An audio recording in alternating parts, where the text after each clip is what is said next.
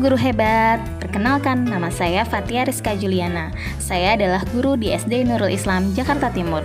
Selamat menyimak video ini, salam semangat guru hebat.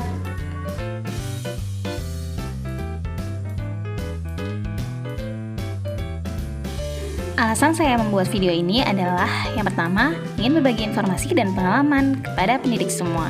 Yang kedua, menjawab 3 pertanyaan refleksi dari latihan mandiri yang sudah diberikan. Hal baru yang saya pelajari tentang motivasi dan merdeka belajar, yang pertama adalah 2 kata kunci dalam motivasi, ada konten dan proses. Konten berhubungan dengan teori hierarki kebutuhan manusia, sedangkan proses berhubungan dengan teori menetapkan tujuan. 2 kata kunci ini saling berhubungan, jadi tidak bisa dipisahkan ya. Hal kedua yang saya pelajari tentang motivasi dan merdeka belajar adalah pentingnya motivasi. Bagi guru, motivasi sangat penting agar guru tangguh terhadap stres dan meningkatkan kinerja. Bagi murid, motivasi juga sangat penting agar murid tahan terhadap kesulitan dan meningkatkan capaian pembelajaran. Lalu ada satu teori yang saya ingat yang disampaikan oleh Pak Bukik, Maslow before Bloom.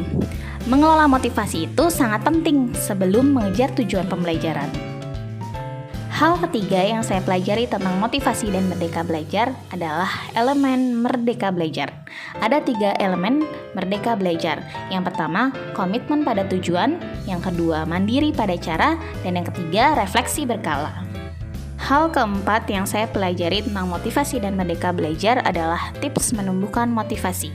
Bagaimana caranya? Yang pertama, memetakan kebutuhan diri. Yang kedua, menyusun tujuan mengajar. Dan yang ketiga adalah strategi umpan balik berkelanjutan. Lalu, bagaimana cara detailnya? Yang pertama, pendidik dapat melakukan asesmen diagnostik, lalu memandu murid menyusun tujuan. Dan yang terakhir adalah umpan balik yang berkelanjutan. Pertanyaan yang kedua, bagaimana lembar aksi 1 membantu Anda untuk melatih motivasi? Berdasarkan lembar aksi 1, saya menjadi tahu apa kemampuan diri sendiri. Lalu yang kedua, saya menjadi tahu apa yang dibutuhkan untuk diri saya. Yang ketiga, saya menjadi tahu apa yang perlu saya perbaiki agar tujuan saya dapat tercapai. Pertanyaan ketiga, apa tips Anda untuk para pengajar mengelola motivasi dan menerapkan merdeka belajar? Yang pertama, selalu berpikir positif. Yang kedua, menerima saran dan melakukan perbaikan. Dan yang ketiga, berani untuk berbicara dan memberikan ide terbaiknya. Sekian informasi yang dapat saya sampaikan. Thank you for watching. Semoga bermanfaat. Pesan untuk para pendidik, semangat menyusun strategi dan konsisten kelola motivasi. Lalu, jadilah pendidik yang senang belajar. Sampai berjumpa lagi. Assalamualaikum.